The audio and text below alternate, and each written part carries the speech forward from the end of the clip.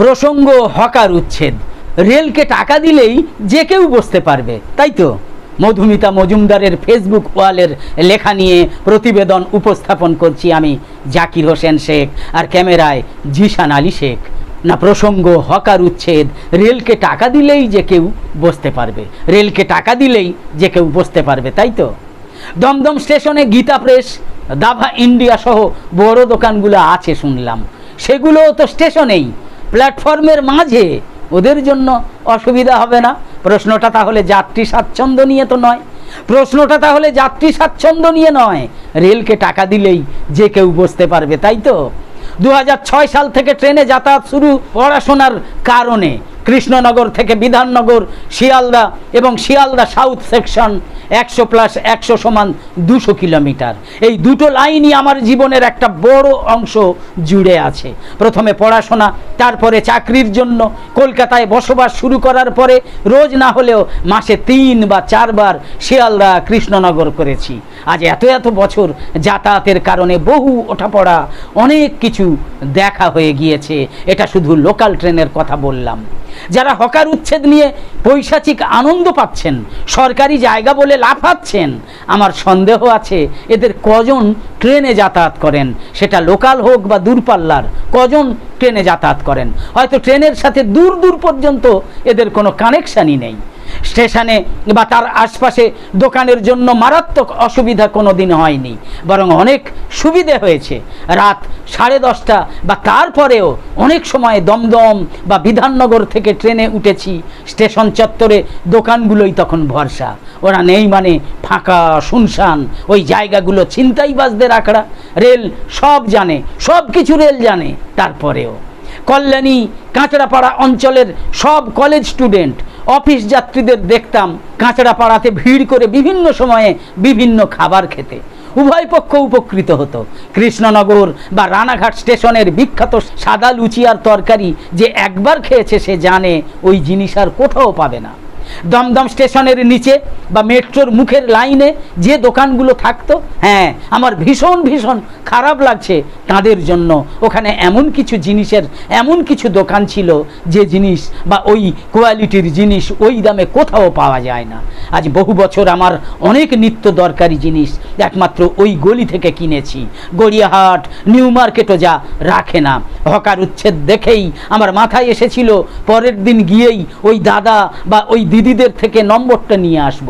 তার আগেই কাল রাতে সব শেষ, দেখলাম সব শেষ। আর যারা লাগাতার একটা ক্যাসেট বাজাচ্ছেন, বলছেন আপনার বাড়ির সামনের জায়গা হকারকে দেবেন নাকি, তাদের বলবো আমার বাড়ির সামনে কেউ বসলে সঙ্গে সঙ্গে প্রতিবাদ করব। আর আমি মানুষ হলে পরিস্থিতি বিচার করে শর্ত সাপেক্ষে একটু সাইড হয়ে বসতে বলবো। কিন্তু দীর্ঘ বছর পরে ঘাড় ধরে তুলে দেওয়া অন্যায় ঠিক ততটাই অন্যায় যতটা অন্যায় অন্যের জমি দখলে রাখা। তবে সবই নাকি মানুষের জন্য, তাহলে কিছু প্রশ্ন তো রয়েই গেল। 1 নম্বর প্রশ্ন হচ্ছে, রেলের জায়গা দখল করে ছোলা মাখা পরোটা, চা বিক্রি যদি অনৈতিক হয়, তবে দিনের পর দিন সঠিক ভাড়া দেবার পরেও দেরি করে ট্রেন আসা, বিকল্প ব্যবস্থা না করে যখন তখন জার্নি শুরুর আগে ট্রেন বাতিল করে দেওয়া, এগুলো অনৈতিক নয় কি? কেন স্বাধীনতার 7 দশক পরেও ভারতীয় রেল সঠিক সময় ট্রেন ছাড়তে পৌঁছতে পারে না? স্টেশনে দোকানের জন্য কোনো দিন অসুবিধা হয়নি। অসুবিধা হয়েছে তো মারাত্মক অসুবিধা হয়েছে। টাকার খেসারত দিতে হয়েছে রেলের খামখেয়ালিপনার জন্য। এর ক্ষতিপূরণ রেল দিতে পারবে? দিতে রেল এর ক্ষতিপূরণ?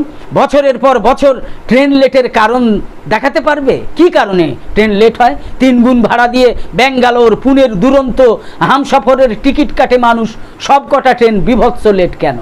দক্ষিণ পূর্ব রেলের প্রত্যেকটা ট্রেন আজ পর্যন্ত সময়ে ছাড়ে বা পৌঁছয় না। মানুষের সময়ের দাম নেই? এগুলো রেল কবে ঠিক করবে? 2 নম্বর প্রশ্ন হচ্ছে, কেন বিহার, উত্তরপ্রদেশ পেরোতে গিয়ে সঠিক টিকিট কাটা সত্ত্বেও মানুষকে নিজের জায়গা ছেড়ে উঠে যেতে হয়? এই জায়গার উপর দিয়ে ট্রেন গেলে মানুষ আতঙ্কে থাকে কেন? এই জায়গার উপর দিয়ে ট্রেন গেলে কবে এই জুলুম বন্ধ হবে? বলতে পারবে রেল? 3 নম্বর প্রশ্ন হচ্ছে, মোবাইল, মানিব্যাগ, ব্যাগ, টাকাসহ গুরুত্বপূর্ণ দামি জিনিস কেন চুরি হয়ে যায় গোটা দেশের ট্রেন জার্নির সময়? ট্রেন থেকে, স্টেশন থেকে সিকিউরিটি কোথায়? এ দায়িত্ব কার? রেলের নয়? 4 নম্বর প্রশ্ন হচ্ছে, ট্রেনের স্লিপার ক্লাসকে ইচ্ছাকৃত গোয়াল ঘর বানিয়ে রাখা হয়েছে কেন? পকেট পারমিট করলে মানুষ ইচ্ছে থাকলেও ট্রেনে যায় না, যেতে পারে না, কিন্তু সবার পক্ষে ফ্লাইটে যাওয়া কি সম্ভব? 3AC বা 2AC-তেও অবাঞ্ছিত লোকজন উঠে যায়। এগুলো কবে বন্ধ হবে? কবে বন্ধ হবে এগুলো বলতে পারবে রেল? জবাব দিতে পারবে? 5 নাম্বার প্রশ্ন হচ্ছে, যদি জাপান কিংবা ইউরোপের মতো রেল স্টেশন করতে চাইছে ভারতীয় রেল, তবে রেলের দেওয়া খাবারের গুণমান এত জঘন্য কেন? এত এত মানুষ কমপ্লেন করে, তাও টনক নড়ে না। রাজধানী দুরন্তর টিকিট করলে আমি আগে উইদাউট ফুড টিকিট করি। দিল্লি থেকে শিয়ালদা দুরন্তর ফুড চার্জ হিসাবে 575 টাকা ধরা থাকে, বিনিময়ে অতি জঘন্য খাবার। বেশিরভাগ মানুষ অল্প খেয়ে ফেলে দিয়েছে। এগুলো কবে ঠিক হবে? স্টেশনের হকার উচ্ছেদ, দোকান ভাঙা হয়েছে, খুব ভালো কথা, কিন্তু যাত্রী স্বার্থে, জনস্বার্থে এগুলোও দেখুন।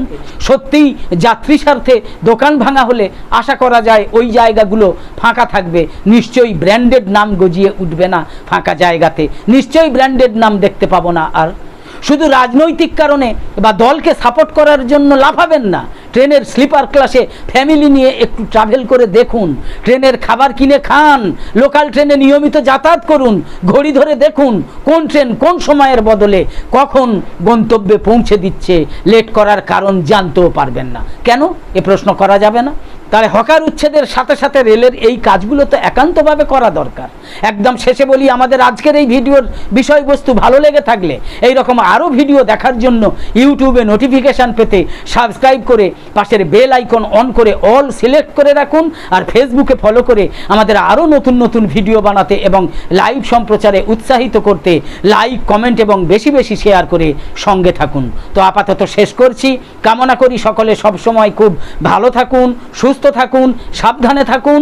ধন্যবাদ।